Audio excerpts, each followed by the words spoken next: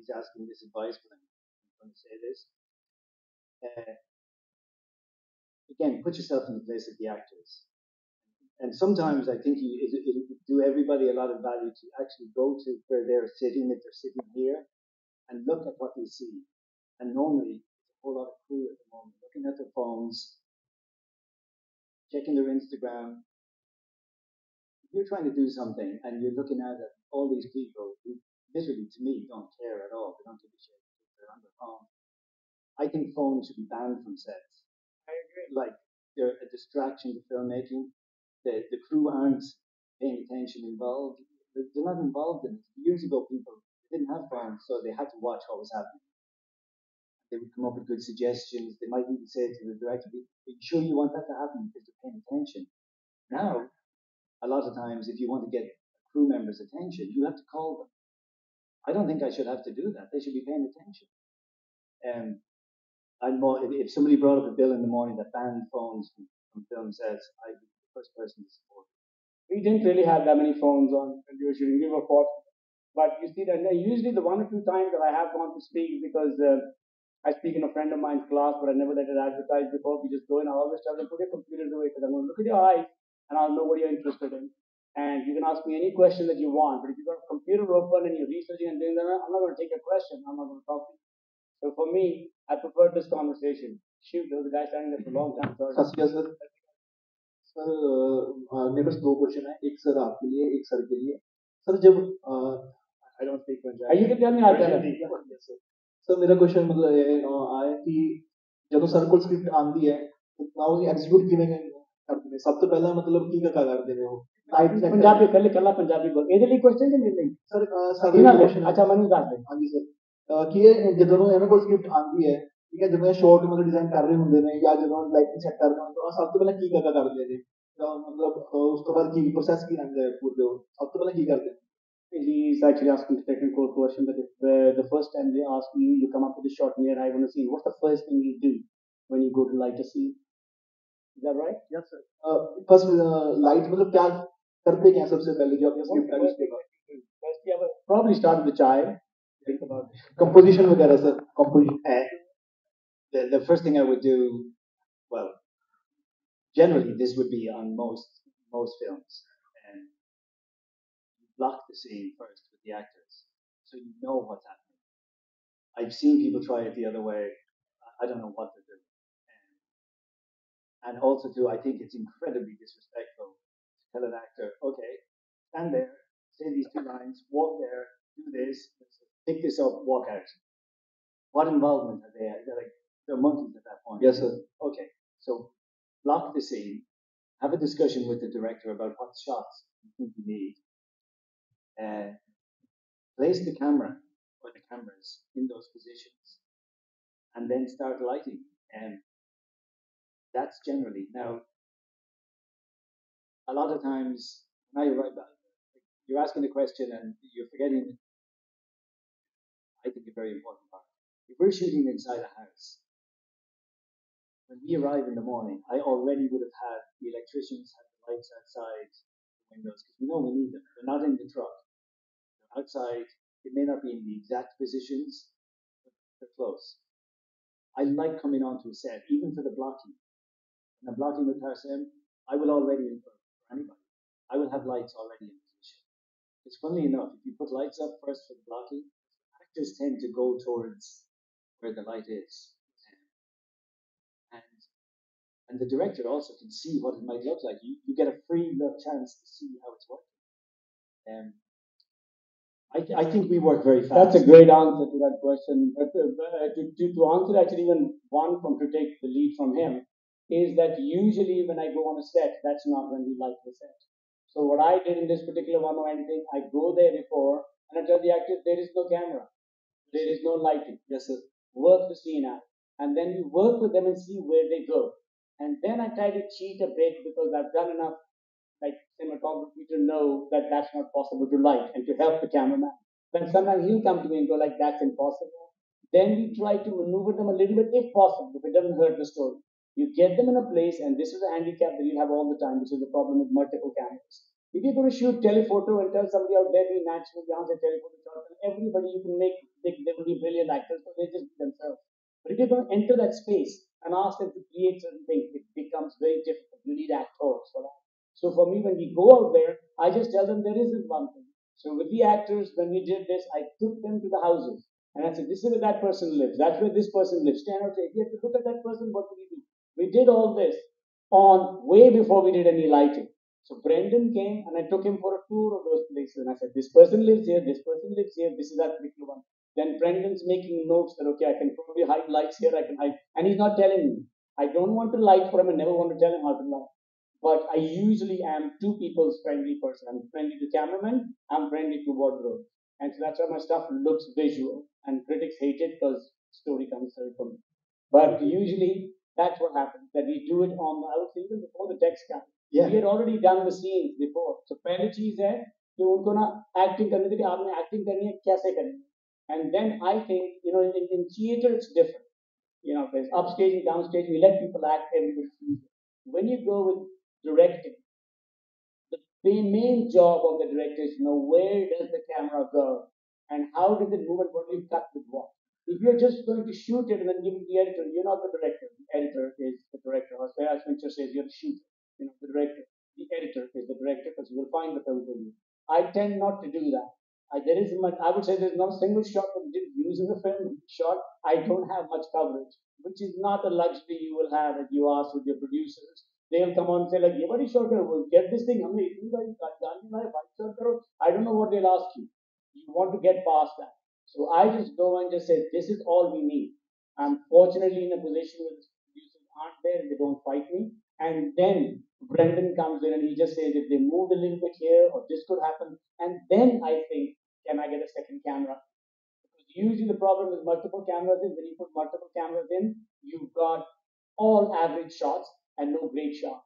You only need one good shot to tell it. And in the earlier days when we used to shoot just with one camera, it's like there's one director on the set, his guy goes on that camera, that's the shot. You don't shoot another shot. But now the technology is enough out there that you can probably sometimes get to.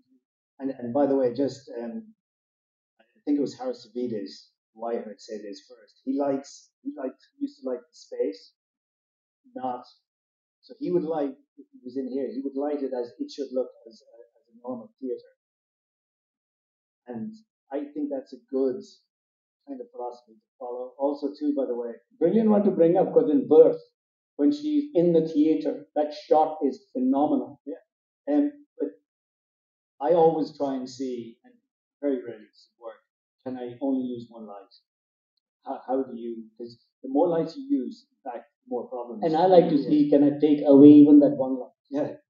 No, but sometimes too, and this is genuine. Like if you go and see, especially in India, like a building, there's just great sun coming in a window. Like what that sun is doing, even if I have to recreate it, I will take my guide from the sun and just copy it. I think that's what generally you're doing. Sun. That's why outside I don't like using lights. It's better than anything we could do. Sometimes you have to recreate it in the studio. I take my guide from that stuff. But use less lights. Like one thing that wasn't just the gaffer. I worked in India recently. They didn't understand. They thought I was making mistakes. I didn't have enough lights. And I knew that even if we could afford more lights, it would just slow us down. And again, part of my philosophy is the more equipment you have, the more people you need, the more difficult it is to get from A to B. You need the right amount of crew, but you don't need more. You need the right amount of equipment, but not as much, I think, as people generally think. And this kind of ridiculous battle happens always between production. When we did The Fall, for that person's question, we were in a particular place where I think Tommy sent home. We had 28 people. We said, take one, take two, and all these guys were completely this thing. He sent 28 people away, and we ended up having 3 for 28, and it worked much better. So for me, Brendan is one of the best people for when you just feel like actually just make the natural light work. And right now there's so much more control in post also. But that doesn't mean that you don't like it and just have some producer decide, okay, now this is the new fashion, do this, do that. Have an opinion. And if you get to fight it out. And by the way, one of the first questions I asked the line producers is how much money do you have? I don't say I don't micromanage the money. In fact, I don't want to know about it. Just tell me roughly, and then I say, okay, when we're going over, tell me, and I'll stop. So there's no battle. I will get rid of everything. I'll get rid of one. I can shoot with no lights, one camera, one lens. Now that might not get the director what they need, but I'm not going to fight about this. It's not my fight. It's like my job is to try and shoot the film. If the producer says all we have is $10 or whatever that is, 100 rupees, fine. But it also, if the producer It's a lot more. if the producer hasn't budgeted properly, again, that's not my fault. And sometimes I see films that it's a big action film. You need techno cranes. You need this. That's what you should have. They haven't allowed any money for this, and you just go, you don't know what you're doing. Yeah, you can't compete with like the style of the stuff that you like when you do songs in India, which is really beautiful. They have to three-quarter backlight to separate the background, all the particular. It's just a rule that everybody likes now, so that when they're working out at the gym, they see these dances and it somehow seems to have the right contrast and it works. What are you lighting for? And, So, and by the way, I'm not sure if this is still part of your question. I think पर लेकिन sir मुझे फिर भी help help out किया आपकी question जो हम बता रहे हो मैं समझ I can it's okay, let him finish. Are you telling me to shut up? No. No, I honestly think we all need restrictions. Like, I think the worst thing anybody could say is to a director, to a DP, to a designer, you can have anything you want. Now what do you do? You've no excuses. You can have everything in the world. And I think you will probably take everything you can get and you'll fuck it up. I like restrictions. If somebody says, but I want them to be clear, I don't want games. I hate games that go on, especially between the crew and production. Just tell me the money you have and let's work with that. And unfortunately, I found that very true here that if you don't have the line producer that you trust and know, you're already betting because you will never get a real answer. And that's something that Indian bureaucracy is brilliant at. They have 20 layers of every time I would say, whose problem is it? It is, oh, let me find out. And that person has 5 other people responsible, and they will fire the wrong person or send the wrong person home. They're always gone that you never get that answer. That's why if you get a line producer that you know whose fault it is, and make sure that person is taken out because he'll bury everybody else. Acha, push le. Go ahead. Sir ਮੈਂ ਪੁੱਛਣਾ ਸੀ ਕਿ ਤੁਸੀਂ dear Jassi Punjabi ਚ ਹੀ ਕਿਉਂ ਬਣਾਈ language ਤੇ ਮੇਰਾ ਦੂਜਾ ਕੁਐਸਚਨ ਇਹ ਹੈ ਕਿ ਜੇਕਰ ਅਸੀਂ ਮਤਲਬ ਪੰਜਾਬ ਚ ਫਿਲਮ ਬਣਾਉਣ ਜਾਂਦੇ ਆ ਨਾ ਤਾਂ ਜੇਕਰ ਆਪਾਂ ਕਾਮੇਡੀ ਤੋਂ ਹਟ ਕੇ ਬਣਾਉਂਦੇ ਆ ਉਹ ਚੱਲਦੀ ਨਹੀਂ ਹੈਗੀ ਸਰ ਤਾਂ ਇਹਦਾ ਹੈਲਪ ਸਰ ਤੁਸੀਂ ਮਤਲਬ ਟਿਪਸ ਚਾਹੀਦੇ ਸਰ ਤੁਹਾਡੇ ਤੋਂ ਮਤਲਬ ਅੱਛਾ ਪਹਿਲਾਂ ਫਿਲਮ ਬਣਾਉਣੀ ਚਲਾਉਣ ਲਈ then जाके गाने वाली सर एक्चुअली मैं जो पहले पिक्चर बनाई सॉरी इंग्लिश इंग्लिश बोला के okay okay when I explained to the crew when we did this particular film in Punjabi I literally when we did it I told them this movie has no music not only that it has no background music it has nothing and I explained to them the style of the Iranian filmmakers and then the best compliment I could have gotten was one of the crew members turned to me and he said you're not making a Punjabi movie you're making a movie in Punjabi. He just said, these films don't work there. I said, really? Does it look like I care? I mean, like, if you want to make what every other person with a telephone can make, then please go and make exactly that. But I just think if you want to separate yourself out from the froth that's out there, put something else out there. But maybe the answer is just that you make more musical and funny and balle films. They're also good. But then if that's what you want to make, that's what you want to make. If you want to make it different, I'd say right now the problem is not making different films. But it used to be when we started about 15 years ago or something like that, because it was like the Wizard of Oz. Nobody knew that you remove this curtain, how do you make a movie? You got an explosion, you got something that looked good, they say, Waji wow, beautiful. But now anybody who has really an iPhone or any other phone can do that. The problem has become how do you get eyeballs on it to see you. If that's your mission, if you are interested just in commercial cinema or what, you just be aware of it. Don't make a personal film for like 20 million and you're paid. If you're making a personal film, then you can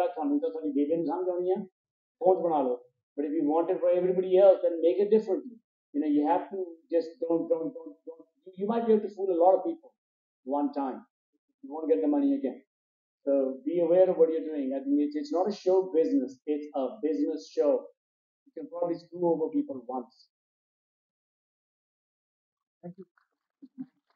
Hello, Brandon. I get a clap for screw over people. Thank you. Hello, Brandon. Sat Sri Akal, Paji. My name is Deepak Jain, and I'm a film school student. I know I'm going to ask you a basic question, but I think people need to know about it as there is a confusion about it among people. So in India, most many times I'm seeing that when you buy a camera, and when you buy a camera, and if you can shoot photographs and videos, then you start calling yourself a DOP. So how's there in your country? When do you call yourself a cinematographer, and when do you call yourself as a DOP? When you have a telephone. Well, no, it's not. It's a good question. One of the things I always say to people, I own 4 or 5 guitars. I play it for me. I'm not a guitarist. I would And hate. he's very good friends with Bono. Yeah, no, So he no. still doesn't call him. But owning something doesn't make you that. Now, when you call yourself a cinematographer, I'm not sure when that happens because maybe it's other people. It's when other people call you a cinematographer. Like if you want to work and earn money and earn a living, you can call yourself what you want. But when other people, when they start hiring you, that's kind of probably when you become it. And I don't know, but like again on the same thing that similar vein to what Tarsem was saying, if you want to be a cinematographer, you need to shoot stuff. That's what you need to do. You need to stop copying stuff. I think like emulating or copying stuff might be good to learn when you're a student. And I would encourage everybody to learn the rules of photography for one reason only, that you can forget about it. Like people ask me, when you're shooting, how do you work out? I never think about technical things. When I'm on the set with the director, couldn't care less now. The only technical thing, but even I try to not take care of that. Like I fought to get a DIT. Does everybody know what a DIT is? A digital imaging technician, which are producers confused with data managers, or they're not the same thing. But I let them manage the exposure. I know you're going to find this strange. That's when we're shooting digitally. If we're shooting digitally, um, I just capture the image in front of the camera. I tell them the stop I want to shoot at.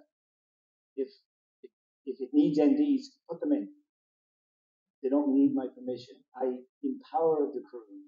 I tell the DIT and the first AC, make sure the exposure is correct. If you need to ask me something, do. Never clip the highlights and get the most exposure you can, and then I do the prints for the grade later. And but that's And also, I think your question raises a bigger issue to me, which is that people in India or anywhere always think that the grass is greener on the other side. Like, are they like really intelligent? They won't call themselves DPs there. Just like there's 85% fools here, there's 95% fools there. There's idiots everywhere in the world, and about 5% brilliant people who will make the changes. So don't think that just because here people are silly in doing that, they don't do it. They're ullu wahan bhi hain. So you just have to get away from them and just know that there is this stuff everywhere. It's not so what you do here, a lot of people there do the same crap. I said this because in some foreign films, I read photographer rather than cinematographer in credits. Sorry, what? oh, you're talking about director. In some older films. Yeah, look, you're talking about the titles: director of Yes. photography, cinematographer. Yes. This is all rubbish. Call yourself what you want. Yeah, exactly. Just as long as you get called by other people the same thing, it's okay. If you're calling yourself cinematographer, they call you Ullu. So just like No, just, no, yeah, but it's about the work you do. Like I've seen people get upset because they wanted the title cinematographer rather than director of photography, or vice versa. Like again, the word ego stuff comes to my mind. the only word I'm scared of is when they call you artist. That means they don't want to pay you much. And I go like, no, leave art outside. Just write me a check. Hi, Tarsem. Hi, Brendan. Where are you, John? Yeah. Okay. Okay. My name is Zai Borkar. I'm actually an art director on animated films. I'm actually an art center alum, and yeah. So this is kind of a personal and professional question, but I actually moved to LA 16 years ago to go to art center. And I think like from the very beginning, it's like almost like if I brought my Indianness out in color theory class or something. They always said, "Oh, bring the saturation down. Oh, this combination doesn't work." So in a way, it was like a lot of training towards I even worked in like many studios after that, and I feel like the aesthetic kept changing to, of course, like makes sense. They make films for America. Um, but now I actually made a conscious decision to move back. So 16 years later, I gave up a good job and I moved back to Goa, which is where I'm from. And just when I got here, I got this really good opportunity to make a kind of like an indie animation. And it's about a very Indian topic, almost universal, but very Shoot with Indian. the question. Yes, yes. So my question is, I'm struggling with uh, trying to let go of that very slick Hollywood aesthetic. It's almost like struggle, and I'm trying to find like how to make this film here in India and make it more like feel more like being home. So I know that you made this film. All I can tell you is, they say, "Dhodhi ka kutta na ghar ka na ghat ka." So most of the people, when they go to one other place, something like that, you just think like I know all our life. When we used to go to England, they used to ask us, "Where are you from?" We say, "From India." When we're in India, "Where are you from?" "I'm from England." It's just like somehow everybody wants to put on something. If you went out there, your vibrancy might have been too much for them. That's what I was always accused of. And I never even saw it vibrant. Have you ever been to an Indian wedding? There is just like this, a dialect to until it becomes illegal. You just take it until the graph just levels out on top. So for me, you just have to think if that's what you like, it's okay. At the other end, if the people who are paying the bill are not going to pay for it, make that decision. Is it something you can make on your own? Make it. If you think that basically, I just have a rule that if it's something that you're making personal, it better be something you can afford to do small. If you're going big, like I know when people you make 3, 4 million, 5 million, please want to talk my numbers differently, but you can make the personal film. But if you're making 70, 80 million, you should allow other people to put a little milk in your coffee. But on the other hand, if you're like, making Oppenheimer or this thing, you've got enough of a track record to say, no, I'm going to make it for 100 million and nobody puts milk in my coffee. You're not in that place. I'm in a slightly different place than where you are. So I just say, figure out. If this is something personal, animators of all people, by the way, if there's anybody who's exploited more than anybody in the world, it's animators. Okay, when the money's all run out, they go to an animator. But I just say if you have to figure out what your style is, and if it's not commercial, it's not commercial. When we were in school, I was a classmate with Michael Bay, and we both loved working with each other, hated each other's work. He used to always say, "You'll be the guy who will be unemployed with a bag of art that nobody wants." And I just said, "Really, my work doesn't look artistic at all to me. I just think your work is shit, and you think my work is shit." And it turns out there was room enough for both of us. So for me, I don't know. To answer your question, bring out yourself. If it doesn't work commercially, make a conscious decision. Fake it till you make it, or do it as a job. I'd suggest don't. By the way, just one thing to add to that is you're conscious of what that you asked the question, you're thinking about these things. The most important thing is to do it. Like, I think it's the biggest handicap, and it probably happened to me in my lifetime, especially for film students, is that you, you think too much. And if you're thinking too much, you're not doing what it is. It's better to do it and move on and do something else. Doing, to me, is something that people should do a lot more. I was told by that gentleman that he does this, I'm supposed to do something and I've forgotten what it is. What do I do? And then okay, this usually means like in our language, it means like I'm going to the toilet. But apparently here it means time out. And on a film shoot, that's what we do, time out and you go to the toilet. But okay, go ahead. Question. I'm here, by the way, for the film students, when this is all over, you can hang out and talk till the cows come home, okay? I'll stand outside for you. So Me too. whatever this long is, you go ahead. Hi sir, my name is Prakash. I'm from Cinematographer from Kerala. I would like to ask you a question. Like, what is the process you do for keeping your work each was different from the previous one, or you simply follow the script because every script is different? What is the process? I don't consciously try and keep work different. I mean, I am conscious of if I've done 4 action films in a row, maybe I should be careful. It's not me, but other people will decide that all I should do is action films. That's all you get asked to do. I personally like doing different things, like quite different things. So somebody I like doing commercials, music videos, documentaries. Haven't done many music videos for a while, even commercials. But I think it's good to do different things, and this is part of the same thing as doing. Just do stuff, do different stuff.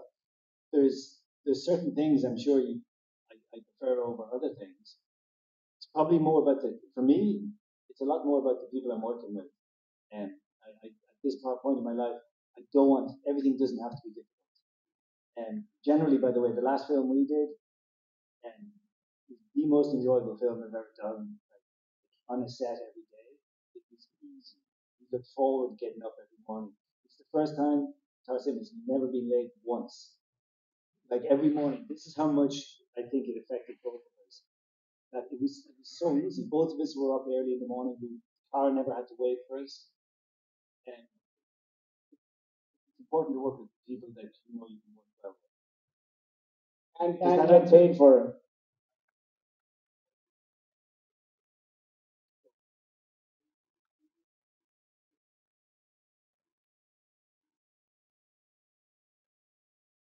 You don't have to make it different, is what he's saying. I'm saying it doesn't have to be. But there's not much interest. After we did Immortals, I was asked to go for an interview for another film with a horrible human being. But it was another 3D film, and it was exactly the same type of thing. I wasn't even interested in going for the interview, but I was kind of forced to go. And that had no interest for me, that film. Not like the person that was asking me I didn't want to work with. But the film itself, it was literally an exact copy of Immortals. Why would I want to do the same thing again? The only reason I can think of is I needed money to pay for bills. And I was okay. So, and I just didn't want to do it. And that's not a bad thing. Sometimes finance is what you need. You might have a kid early, you might have this thing, then you've got to make that conscious choice. I was lucky enough to not have kids till much later, and then one came along. But when that happens, you have to work for them. You just be aware of it. It's not selling out. And I remember they used to always ask me, did Michael Bay sell out? And I just said, like, no, he did exactly the same crap in school and he loved it. It turned out to be much more commercial than what we do. You can't look at that and put him down for it. That's what he likes. That's what he does. If that's what you like, is one thing. If that's the paycheck you need, it's okay. But usually there's very easier ways to make money than go in the film industry and try to make money. Hi, thanks. Hi, Tarsem. I just wanted to know what filmmakers or films influenced you in your film school days, and what some of the contemporary filmmakers or films that you like, and just a few insight into why you like them. This. It's changed quite a lot. When I was in school, I was never really in India. I was never influenced by the masters. I never really saw any Satyajit Ray films. Never saw any of them. I was exposed very differently in India. I don't know if I should say this in press, but this is what happened. To see all the movies that we guys used to see, I was in Hansraj College. We couldn't see the film. We used to hear about these films. So I didn't really have much of a background there. So what we used to do is in near Hansraj from old place, we used to get VHS. It had just come out that time, and we heard all these films were available. So what I used to do was me and three or four other friends, we'd rent a VHS, get all these films that we had to see, and we used to get one porno movie.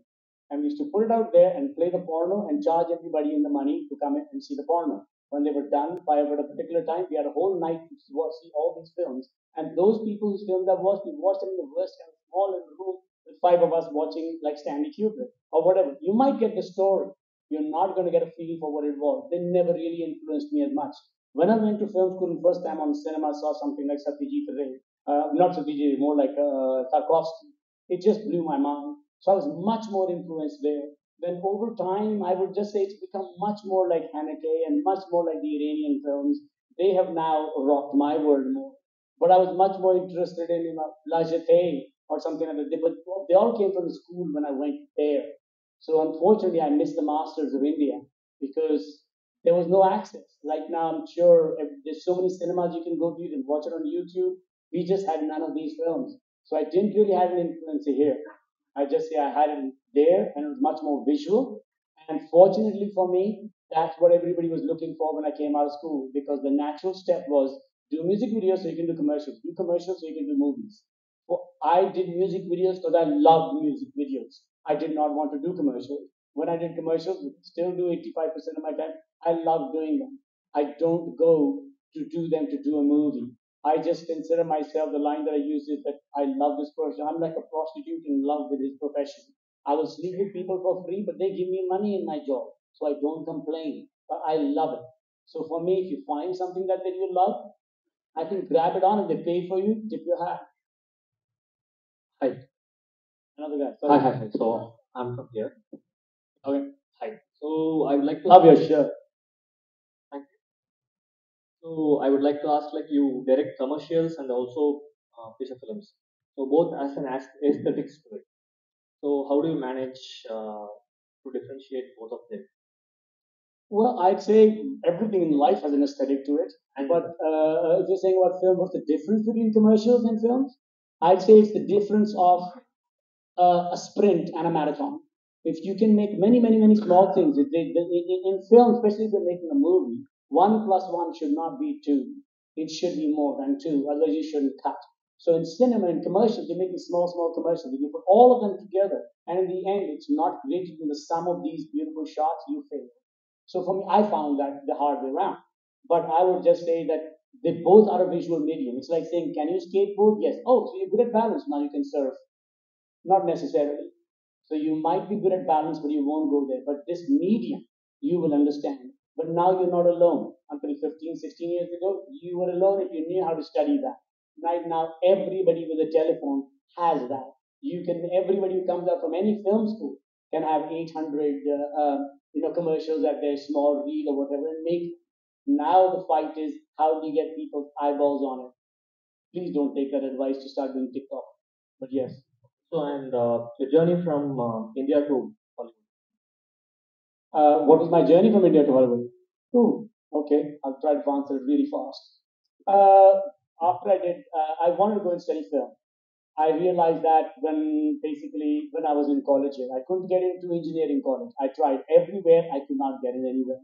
I got into Hansraj by lying and cheating. I graduated from there because my dad would not let me go abroad until I saw a film, until I had a degree in like commerce, business, or not business, commerce, or the Indians. You're a lawyer, doctor, engineer, or a jerk. So for me, there was no other category. So when I finally did the degree in commerce, I was going to go to Harvard apparently. So I just basically lied all my way through until I arrived out there. All this because in Hansraj, I went one time for a friend who was applying for a visa, and I saw a book, and it said Guide to Film Schools in America, and it blew my mind. Like most Indians, I just thought you went to school to study something that you hate and your parents love. But for me, I figured out I was like, they teach this in school.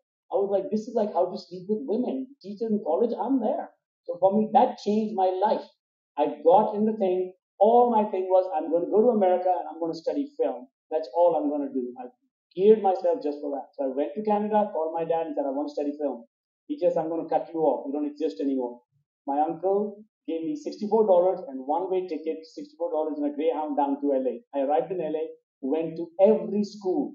No school accepted me, including in Canada. When I was there, I went to every school, but no, because I was dressing up like an accountant. I was dressing up as a student, thinking and seeing these other students who were coming in wearing jeans, and I was thinking, what are these? Like, you're never going to get into college. Turns out that's what they were looking for. I was a loser, and I never got into any college.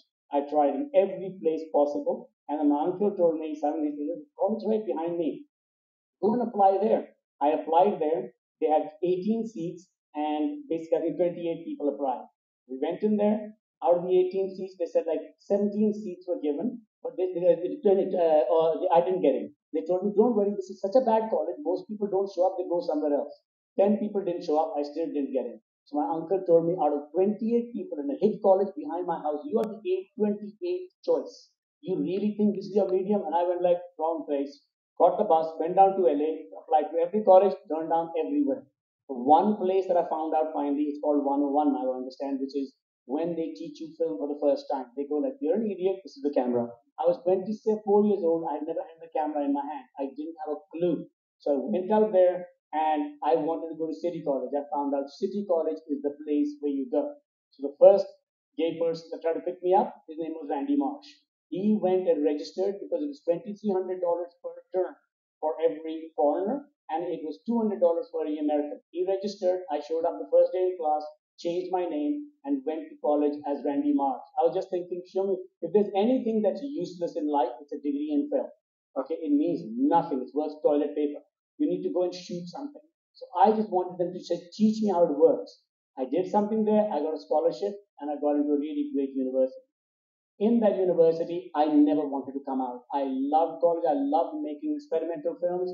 But real life, I had to get my career. The first project I did out of school, fortunately for me, exploded, and it went downhill. So, Hi, sir. I think we've been cut off. I'm sorry. I'm so sorry to interrupt if you. you're a but film student, I'll see you outside. If you're a Yes. child, haba, let's go there. This is all the time we have for this session, but I know we have unanswered questions from the audience. So please feel free to meet our speakers outside the lobby area.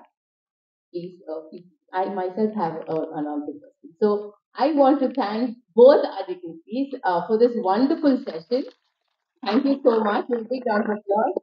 I'd like to thank International Film Festival of India and certainly the Film and Television Institute for this session. We thank you, audience, for being with us. We hope you enjoyed By the this way, session. before you get off, one thing, I did this one time before about 20 years ago, once in St. Stephen's and once in Bombay. And now I understand about 10 of your best filmmakers were there. And they told me that they came to the talk, they quit their medium and took up film. So I said, either I really encouraged them or they just went like, if this fool can do it, I can do it.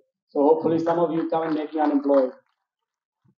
On that note, we thank you. I know we all learned something new. We hope to see you again for the next session. Thank you so much.